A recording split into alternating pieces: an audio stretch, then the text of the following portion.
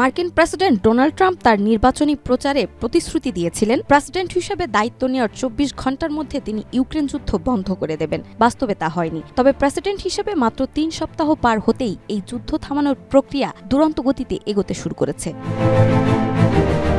১২ ফেব্রুয়ারি Trump রাশিয়ার president Volodymyr পুতিনের সঙ্গে ফোনালাপ করেন। এরপর ট্রুথ সোশ্যালে পোস্ট করেন যে তারা যুদ্ধের কারণে প্রাণহানি রোধের বিষয়ে একমত হয়েছেন। এই আলোচনার পরপরই সৌদি আরবে তাদের মধ্যে একটি সম্ভাব্য শীর্ষ সম্মেলনের ঘোষণা আসে। কোটি মানুষের আস্থার ভালোবাসায় ১১ বারের মতো দেশের ১ নম্বর রেফ্রিজারেটর ব্র্যান্ড ওয়ালটন।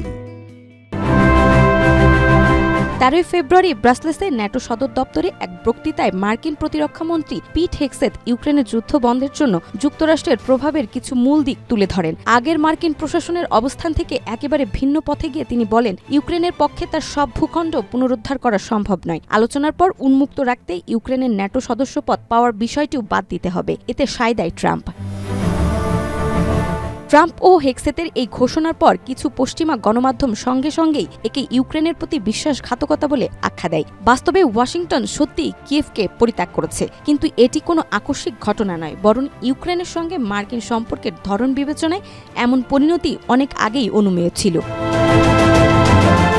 অনেকে এই পরিস্থিতির জন্য ট্রাম্পকে দায়ী করে, তবে ইউক্রেন মনে করে তাদের সঙ্গে আসলে বিশ্বাসঘাতকতা করেছে পশ্চিমা দেশগুলো। তারা ইউক্রেনকে ন্যাটো ও ইউরোপীয় ইউনিয়নের সদস্যপদের প্রতিশ্রুতি দিয়েছিল। সেই ভরসায় ইউক্রেন আপোষের পথ প্রত্যাখ্যান করে রাশিয়ার বিরুদ্ধে যুদ্ধ চালিয়ে যায়, আর এটি মূল কারণ।